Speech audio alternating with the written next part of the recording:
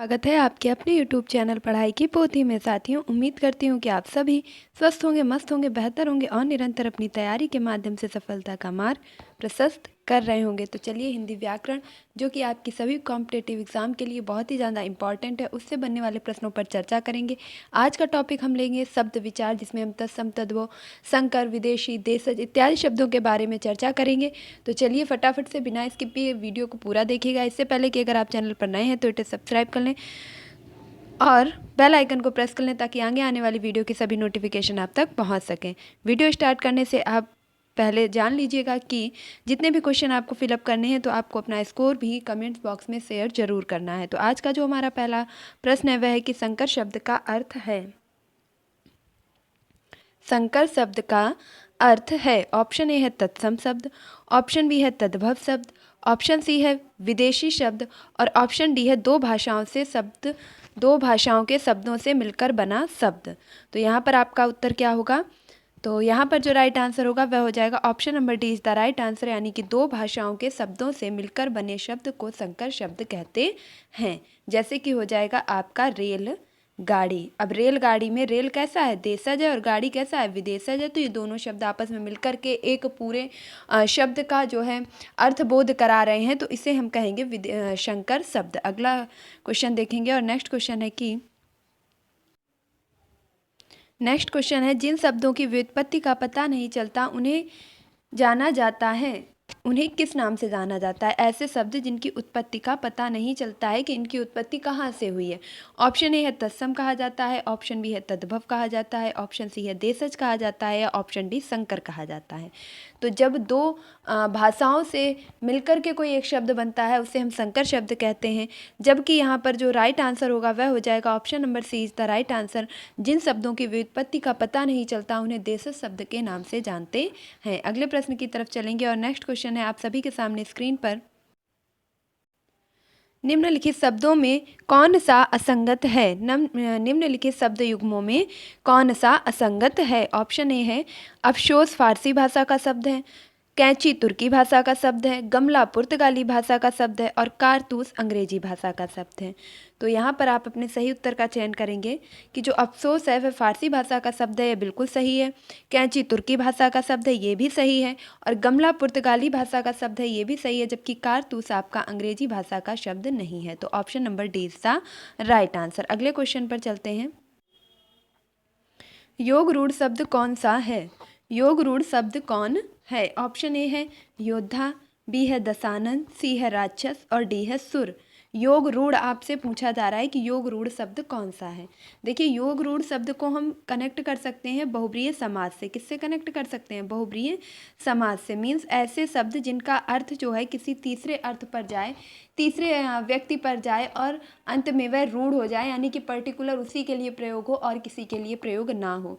तो दशानन, 10 हैं आनन, यानी 10 हैं मुख जिसके, तो वह अर्थात कौन हुआ? रावण। और क्या ऐसा ही कोई और व्यक्ति है? तो आंसर आएगा नहीं। तो यह शब्द क्या हो गया? अपने आप में रूढ़ हो गया, सिर्फ और सिर्फ रावण के लिए ही प्रयुक्त किया जा सकता है। तो ऐसे शब्दों को योग रूढ़ शब्द कहते हैं। Option number B is the right answer. Next देखेंगे, अगला प्रश्न है लौकिक शब्द में प्रत्यय है। लौकिक शब्द में प्रत्यय है। ऑप्शन ए है लोइक, किक, अक या इक। तो लौकिक शब्द में कौन सा प्रत्यय होगा? यहाँ पर जो आपका राइट आंसर होगा वह होगा option number D is the right answer. लौकिक शब्द में इक प्रत्यय होगा। अगला प्रश्न है उच्चारण शब्द में उपसर्ग है। उच्चारण शब्द में उपसर्ग है। ऑप्शन ए है उ, बी है उच्च, सी है उत और डी है उच्च। तो यहाँ पर उच्चारण शब्द में कौन सा उपसर्ग होगा? इसके पहले के वीडियो में भी हम चर्चा कर चुके हैं कि यदि हमें उपसर्ग या प्रत्यय पूछा जाता है तो सबसे अच्छा होगा कि हम उसकी संधि कर लें, यानी उसको तोड़ लें। तो उत्धन चारण, इसका विच्छेद क्या होगा? उत्धन चारण, और उत्धन चारण बराबर उच्चारण। तो यहाँ पर आपका जो सही उत्तर होगा तो option number C is the right answer. उत शब्द जो है आपका उच्चारण शब्द में आया हुआ उपसर्ग है और उपसर्ग शब्द के पूर्व में लग करके उसके अर्थ को परिवर्तित कर देते हैं। नेक्स्ट देखेंगे और अगला क्वेश्चन है कि रिपोर्टाज किस भाषा का शब्द है? प्रश्न कह रहा है कि रिपोर्टाज किस भाषा का शब्द है। ऑप्शन ए है फ्रांसीसी, बी है अंग्रेजी, सी है पुर्तगाली, डी है जापानी।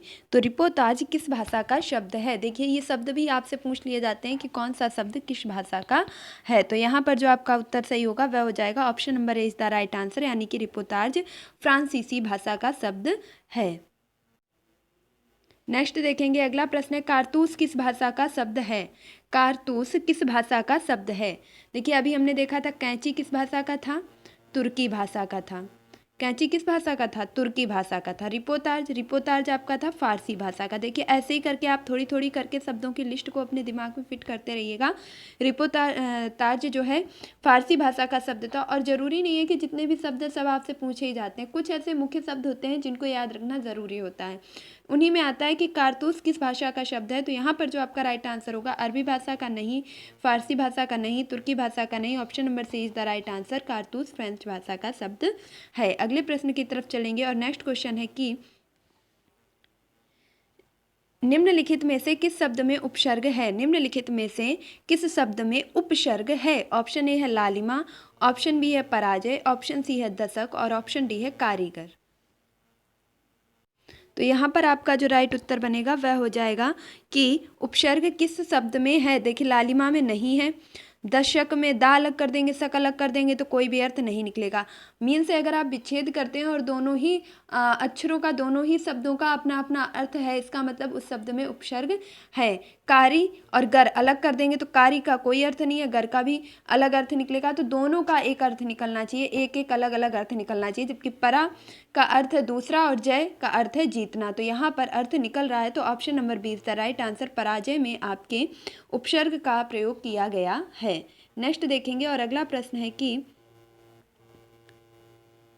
आल, पिन और गमला। देखिए अभी गमला वाला आया था आप सभी के सामने। अभी अभी हमने कुछ जो है एक दो क्वेश्चन के ऊपर लिया था कि गमला किस भाषा का शब्द है। वहाँ पर मिलान में दिया गया था, असंगत पूछा गया था। तो अगर आपने ध्यान रखा होगा तो आप यहाँ पर भी सही कर पाएंगे कि आल, पिन और गमला किस भाषा के शब्द हैं। ऑप्शन ए है फ्रेंच भाषा के, बी है पुर्तगाली भाषा के, सी है अंग्रेजी भाषा के और डी है जापानी भाषा के। तो फटाफट से आप अपने सही उत्तर का चयन करेंगे। यहाँ पर जो राइट आंसर होगा वह होगा option number B is the right answer, यानी कि गमला और आल, पिन ये सभी ये दोनों शब्द आपके पुर्तगाली भाषा के हैं। नेक्स्ट देखेंगे और अगला प्रश्न है कि रचना के आधार पर वाक्य के भेद हैं। रचना के आधार पर वाक्य के भेद हैं। ऑप्शन ए है 6, बी है 3 और सी है 8 और डी है 4। तो यहाँ पर जो आपका राइट आंसर हो जाएगा वह होगा option number C is the right answer, की रचना के आधार पर वाक्य के 3 भेद होते हैं। रचना के आधार पर वाक्य के 3 भेद होते हैं। तो देखिए रचना में 3 आपके जो है अक्षर आएंगे, और यहाँ पर आपकी जो संख्या दी गई है वह भी 3 दी गई है, 1 2 3। तो इससे आप याद रख पाएंगे कि रचना के आधार पर जो है वाक्य के 3 भेद होते हैं। अगले क्वेश्चन की तरफ चलेंगे और नेक्स्ट है कि अभिधा शब्द शक्ति में, अभिधा शब्द शक्ति में ऑप्शन ए है वाच्यार्थ प्रकट होता है, लक्ष्यार्थ प्रकट होता है, व्यंग्यार्थ प्रकट होता है या विचित्र अर्थ प्रकट होता है। देखिए ये प्रैक्टिस सेशन आप किसी भी एग्जाम की तैयारी कर रहे हो, टीजीटी, पीजीटी, यूपी पुलिस, लेखपाल, वीडियो, एसएससी, जीडी, इसके साथ साथ आप यूपी टेट, सुपर टेट, अन्य किसी भी एग्ज़ाम जहाँ पर भी हिंदी पूछी जाती है उन सभी के लिए बेनिफिशियल है, क्योंकि यहाँ पर जो प्रश्नों का स्टैंडर्ड है वह लो, हाई, मीडियम हर तरीके के प्रश्न लिए गए हैं। तो ये प्रश्न है आपका कि अभिधा शब्द शक्ति में क्या होता है। तो यहाँ पर जो राइट आंसर होगा वह हो जाएगा option number A is the right answer, यानी वाच्यार्थ प्रकट होता है। नेक्स्ट है अगला प्रश्न, दो भिन्न भाषाओं के मेल से बना शब्द कहलाता है। दो भिन्न भाषाओं के मेल से बना शब्द क्या कहलाता है। तो अभी अभी हम इस चीज़ पर चर्चा कर चुके हैं। दो अलग अलग भाषाओं से मिलकर के बने शब्द को क्या कहते हैं। तद्भव नहीं, देशज नहीं, विदेशज नहीं, option number D is the right answer. ऐसे शब्दों को संकर शब्द कहते हैं। नेक्स्ट देखेंगे और अगला प्रश्न है कि अगला प्रश्न है निम्नलिखित में प्रत्यय युक्त नहीं है। निम्नलिखित में प्रत्यय युक्त नहीं है। ऑप्शन ए है बोली, बी है भाषा, सी है पिपासा और डी है अंकुर। कौन सा शब्द है जिसमें प्रत्यय का प्रयोग नहीं किया गया है। तो यहाँ पर जो राइट आंसर होगा वह हो जाएगा option number D is the right answer, अंकुर शब्द में प्रत्यय का प्रयोग नहीं किया गया है। अगला प्रश्न देखेंगे और नेक्स्ट क्वेश्चन है कि निम्नलिखित में से प्रत्यययुक्त शब्द नहीं है। इसमें भी पूछा गया है कि कौन सा शब्द आपका प्रत्यययुक्त नहीं है। तो यहाँ पर जो आपका राइट आंसर होगा ऑप्शन ए है सादर, बी है सावधान, सी है स्वभाव और डी है समझदार। तो कौन से शब्द में प्रत्यय का प्रयोग नहीं किया गया है? इसमें स्वभाव में आव प्रत्यय आया, सावधान में आन और समझदार में आर प्रत्यय आया हुआ है। तो यहाँ पर जो राइट आंसर होगा इसमें हो जाएगा option number A is the right answer. And सादर शब्द में आपके प्रत्यय का प्रयोग नहीं किया गया है। नेक्स्ट क्वेश्चन देखेंगे और अगला प्रश्न है कि एक उपसर्ग से बना शब्द है, एक उपसर्ग के प्रयोग से कौन सा शब्द बना हुआ है? ऑप्शन ए है अनंत, बी है अन्वेषण, सी है अवैतनिक और डी है अपेक्षा। अनंत, अनंत में एक प्रत्यय आया है, सॉरी एक उपसर्ग आया है, बिल्कुल नहीं। अन्वेषण, अनुधन एषण बराबर अन्वेषण, ये क्या हो जाएगा? इसमें भी आपके अनु उपसर्ग आया है, एक नहीं आया है। अवैतनिक, आधन वैतनिक हो जाएगा अवैतनिक। तो यहाँ पर जो इक प्रत्यय से बना हुआ है वह हो जाएगा आपका लास्ट है अपेक्षा। इसमें भी आपके जो है उपसर्ग आया हुआ है। यहाँ पर आपका जो प्रश्न है वह थोड़ा गलत दिया गया है, उपसर्ग नहीं बल्कि प्रत्यय होना चाहिए कि एक प्रत्यय से कौन सा शब्द बना हुआ है। तो यहाँ पर आपका राइट आंसर होगा तब option number C is the right answer. अवैतनिक, निक में एक प्रत्यय आया हुआ है, इसलिए इस प्रश्न को आप करेक्ट कर लेंगे कि यहाँ उपसर्ग नहीं बल्कि प्रत्यय जो है पूछा गया है। तो option number C is the right answer. अगला देखेंगे और नेक्स्ट क्वेश्चन है कि किसी के सामने मेरी आदत नहीं, किसी के सामने मेरी आदत नहीं, क्या आदत नहीं है? तो आप किसी के सामने मेरी आदत नहीं। ऑप्शन ए हाथ फैलाना, बी अंगारों पर पैर रखना, सी नाकों चने चबाना और डी पत्थर की लकीर खींचना। तो किसी के सामने मेरी किसी के सामने नाकों चने चबाना मेरी आदत नहीं, तो ये तो नहीं होगा। किसी के सामने अंगारों पर पैर रखना मेरी आदत नहीं, ये भी नहीं है। किसी के सामने पत्थर की लकीर खींचना, ये भी मेरी आदत नहीं। लेकिन हाँ, ये आपका जरूर मैच कर रहा है कि किसी के सामने हाथ फैलाना, किसी के सामने हाथ फैलाना मेरी आदत नहीं। तो option number A is the right answer. चलते हैं नेक्स्ट क्वेश्चन की तरफ और अगला प्रश्न है कि प्रश्न है वाक्य में प्रयुक्त शब्द को कहते हैं, वाक्य में प्रयुक्त शब्द को कहते हैं। ऑप्शन ए लिपि, ऑप्शन बी पद, ऑप्शन सी शब्दांश और ऑप्शन डी भाषा। तो देखिए भाषा एक अलग कॉन्सेप्ट है कि अपनी किसी भी बात को कहना, सुनना या समझाना, या कह सकते हैं विचारों की अभिव्यक्ति को ही भाषा कहते हैं। लिपि जिन लिखित चिन्हों के माध्यम से अपने विचारों को प्रकट करते हैं उसे लिपि कहते हैं। शब्दांश किसी शब्द के अंश को लेना, किसी शब्दों को कहना, वो आपका शब्दांश हो जाएगा। जबकि वाक्य में हम प्रयोग करते हैं पद का। तो option number B is the right answer. Next देखेंगे अगला प्रश्न है कि निम्नलिखित योग रूढ़ शब्द चुनिए। निम्नलिखित में योग रूढ़ शब्द चुनिए। ऑप्शन ए है पीला, बी है चक्रपाणी, सी है दूध वाला और डी है नैन। अभी अभी आपको बताया था कि शब्द जो है रचना के आधार पर तीन होते हैं, जिसमें होता है आपका रूढ़, यौगिक और उसके बाद आ जाता है योग रूढ़। रूढ़ में वो शब्द आते हैं जिनके खंड करने पर उनका कोई भी अर्थ ना निकले। जैसे हम ले लेते हैं दिन, जैसे हम ले लेते हैं कल। अब बताइए दी को अलग कर दिया, ना को अलग कर दिया, दी या ना का कोई अपना अर्थ है? आंसर आएगा बिल्कुल नहीं। कल में से का को अलग कर दें, ला को अलग कर दें, कोई अर्थ है? बिल्कुल नहीं। यौगिक की अगर बात की जाए तो यौगिक में आपके वे शब्द आते हैं जैसे हो गया आपका राजपुत्र, राजपुत्र, जैसे हो गया आपका विद्यालय। इसमें हम राज को अलग कर देंगे, पुत्र को अलग कर देंगे। राज का अपना अर्थ है और पुत्र का भी अपना अर्थ है, लेकिन अगर इन दोनों को मिला दिया जाए तो एक और अर्थ बनेगा जो हो जाएगा राजा का पुत्र। विद्या अपना एक अलग अर्थ देती है, आलय अपना एक अलग अर्थ देता है। विद्या मीन्स विद्या, आलय मीन्स देने का स्थान। तो कह सकते हैं दोनों को मिला करके कि जहाँ पर भी विद्या रूपी आदान प्रदान किया जाए, ज्ञान दिया जाए, उस जगह के उस स्थान को हम आलय कहते हैं। तो इस प्रकार इन शब्दों को हम यौगिक शब्द कहेंगे। लेकिन योग रूढ़ शब्द आपके वे शब्द होते हैं जो किसी एक ही व्यक्ति के लिए प्रयोग किए जाते हैं या जिनका अर्थ जो है रूढ़ हो जाता है। जैसे अगर आपके ऑप्शन की बात की जाए तो उसमें आपके दिया गया है पीला, दूध वाला, चक्रपाणी और नैन। देखिए चक्रपाणी, चक्र को धारण करने वाला, जिसके हाथों में चक्र है, तो ऐसा कौन हो जाएगा? भगवान विष्णु। अब क्या हम यही चीज किसी और को भी कह सकते हैं? तो आंसर आएगा नहीं। तो एक ऐसा अर्थ जो किसी एक स्पेसिफिक व्यक्ति के लिए कह दिया जाए, उसके अलावा वो किसी अन्य के लिए प्रयुक्त ना हो, यानी कि वह कैसा हो जाए, उसका अर्थ रूढ़ हो जाए, एक के लिए ही प्रयुक्त हो, तो उसे कहते हैं योग रूढ़। तो option number B is the right answer. I hope कि आप रूढ़, यौगिक और योग रूढ़ को अच्छे से समझ चुके होंगे, और नहीं समझे तो एक बार और अच्छे से समझ लीजिएगा। रूढ़ में में जब हम शब्द को तोड़ेंगे तो उसका कोई भी अर्थ नहीं निकलेगा। यौगिक में आप रिलेट कर सकते हैं तत्पुरुष समास से, यानी कि तत्पुरुष समास में जितने भी उदाहरण हैं वो सभी आपके यौगिक के आते हैं। जबकि योग रूढ़ समास, योग रूढ़ के अंतर्गत आप रिलेट कर पाएंगे बहुब्रीहि समास को, कि बहुब्रीहि समास के अंतर्गत आने वाले सभी शब्द आपके कैसे हो जाएंगे, योग रूढ़ हो जाएंगे। तो आई होप कि आप अच्छे से समझ चुके होंगे। नेक्स्ट क्वेश्चन लेंगे और अगला प्रश्न है कि घुड़सवार निम्न में से क्या है। अगला प्रश्न है कि घुड़सवार निम्न में से क्या है। ऑप्शन ए है रूढ़ है, बी है योग रूढ़ है, सी है निरर्थक है और डी है यौगिक है। हम एक एक करके सभी ऑप्शंस को कट करते चलेंगे। रूढ़ शब्द की बात की जाए तो घुड़ अलग है, सवार अलग है और इन दोनों का अपना अर्थ है। घुड़ मीन्स घोड़ा और सवार मीन्स उस पर सवारी करने वाला, तो हम इसे रूढ़ कैसे कह सकते हैं, तो ये ऑप्शन आपका गलत हो जाएगा। योग रूढ़ की बात करें तो योग रूढ़ में घुड़सवार का अर्थ किसी एक से होता है, यानी किसी एक ही व्यक्ति को घुड़सवार कहा जाता है, बाकी किसी को हम घुड़सवार की संज्ञा नहीं दे सकते थे। तो ऐसा तो यहाँ पर नहीं है, घोड़े पर सवारी करने वाले किसी भी व्यक्ति को भी हम घुड़सवार कह सकते हैं। तो यहाँ पर आपका योग रूढ़ भी नहीं होगा। निरर्थक क्योंकि इसका कोई अर्थ नहीं है, ऐसा भी नहीं है क्योंकि ये शब्द जो है अपना एक अर्थ दे रहा है, तो ये भी नहीं होगा। जबकि यौगिक शब्द का अर्थ क्या है कि यह दो शब्दों से मिलकर के बनता है और उन दोनों ही शब्दों का अपना अपना अर्थ होता है। घुड़सवार, घोड़े पर सवार होने वाला। तो option number C is the right answer. ये कैसा शब्द हो जाएगा, घुड़सवार आपका यौगिक शब्द हो जाएगा। नेक्स्ट देखेंगे और अगला है अजायब घर है।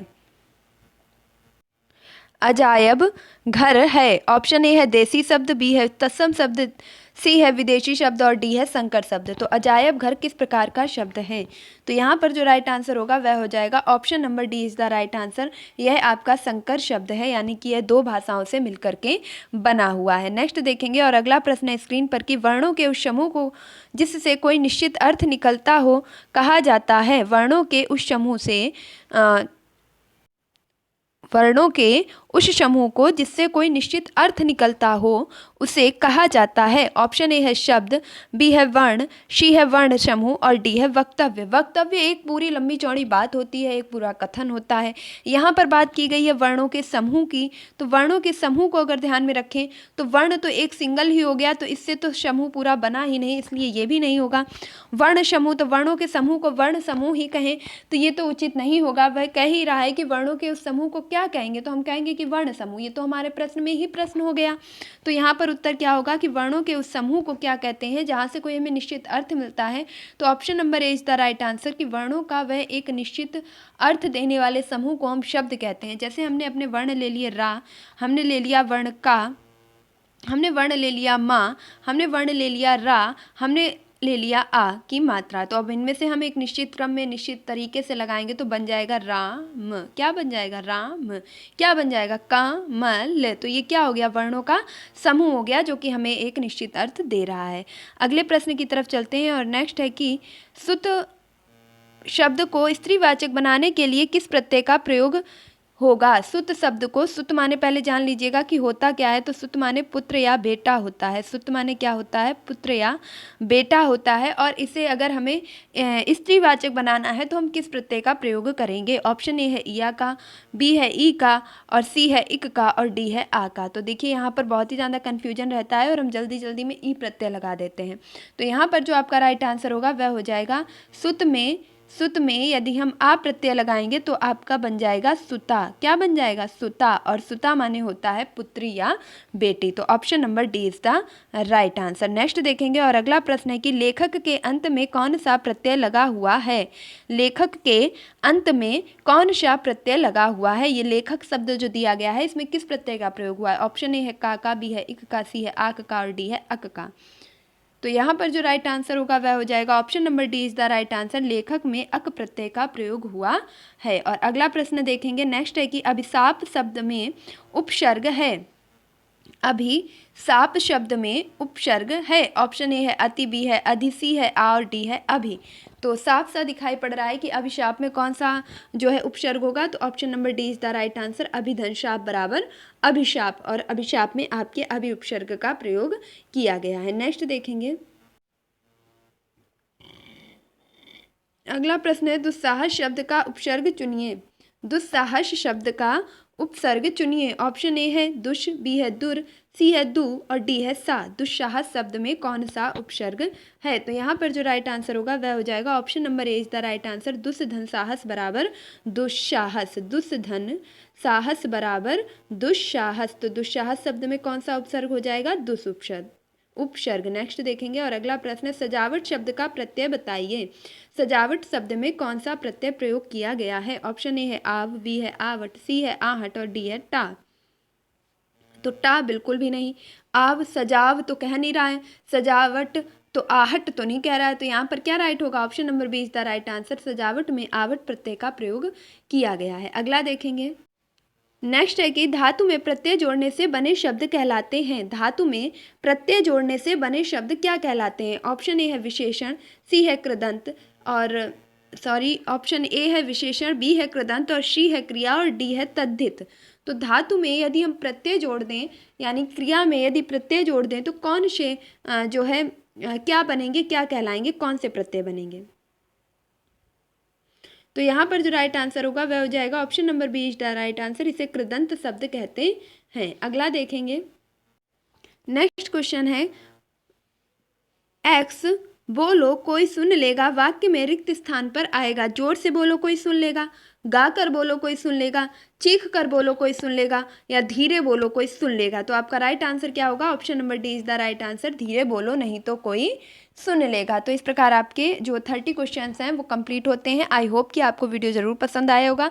देखिए यहाँ पर मिक्सअप क्वेश्चन चल रहे हैं, आपके थोड़े इजी क्वेश्चन भी आ सकते हैं, थोड़े डिफ़िकल्ट क्वेश्चन भी आ सकते हैं। तो आपको अपनी तैयारी के हिसाब से अपना परफॉर्मेंस देना है कि मैंने कितनी तैयारी की है और मैं किस किस तरीके के क्वेश्चन अटैम्प्ट कर पा रहा हूँ। तो आपको ये वीडियो कैसा लगा कमेंट बॉक्स में अपनी राय ज़रूर बताएं। इसके साथ साथ वीडियो को लाइक ज़रूर करें। आपका एक लाइक मेरा काफ़ी हौसला बढ़ाता है, नेक्स्ट वीडियो लाने के लिए इंस्पायर करता है। और अगर आप चैनल पर नए हैं, आपने अभी तक पढ़ाई की पोथी को सब्सक्राइब नहीं किया है तो क्या कर रहे हैं, फटाफट से इसे सब्सक्राइब कीजिए, बेल आइकन को प्रेस कीजिए ताकि आगे आने वाली वीडियो की सभी नोटिफिकेशन आप तक पहुंच सके। मिलती हूँ अपने नेक्स्ट वीडियो में, तब तक के लिए खुश रहिए, मस्त रहिए, पढ़ाई में निरंतरता बनाए रखिए, अपने माता पिता गुरुजनों का सम्मान कीजिए और कमेंट बॉक्स में अपना स्कोर शेयर करना बिल्कुल भी ना भूलिए। Thank you for watching this video.